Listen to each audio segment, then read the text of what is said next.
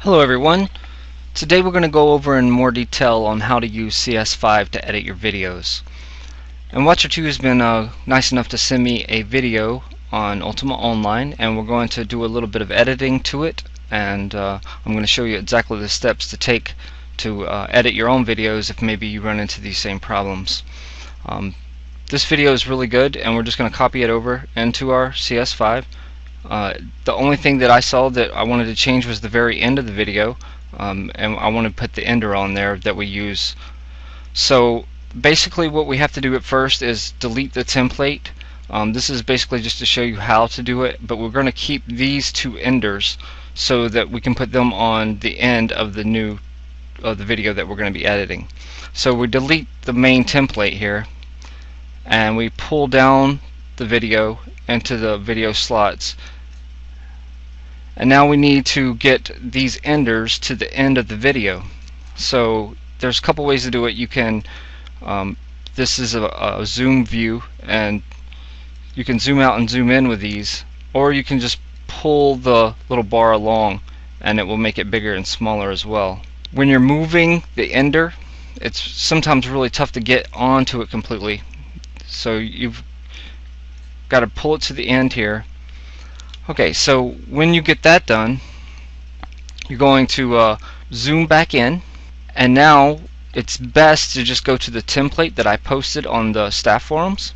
So we go over, and you can see here that the TGN ender starts where the cross dissolve ends. So we need to add our cross dissolve and constant power, and they are in audio effects, no, audio transition, crossfade.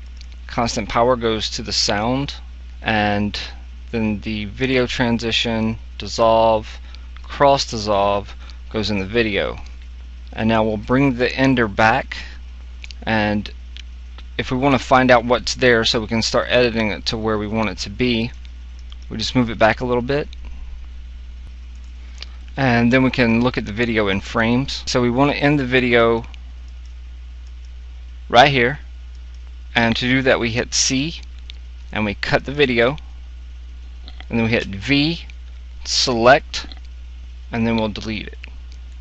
Okay, now we need to move this back down, and then we add our constant power to the audio, cross dissolve to the video. You can move the cross dissolve down a little bit, and now they line up just like in the picture. And then we'll have constant power line up with it as well, and start the cross dissolve where this cross dissolve ends. Okay, the first thing you got to do is click on this and say unlink, and that will unlink the video from the audio, so they'll no longer be linked together and want to move together. And then we can move this constant power to here. The cross dissolve needs to start where this cross dissolve ends, and I believe the power has to go all the way across to the end. Yes, it does. So we'll end that one there, and then we'll just bring in the title a little bit so they're all nice and neat there.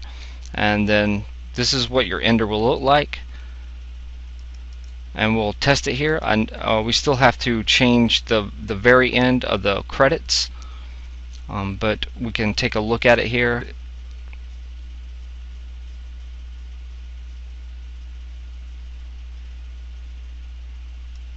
There you go. So it looks good. Now we can move back. Okay, the cross dissolve, the ender, we double click anywhere in the box and it will bring up the title, and then we can change the title here, and we're just typing in EA Mythic. And then it's important to make the title be at the bottom.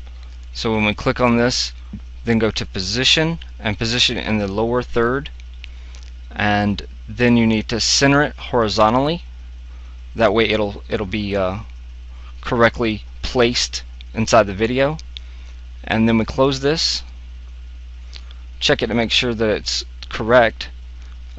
See, it's very hard to see it, so I need to capitalize the A. So just double check on that before you make the video.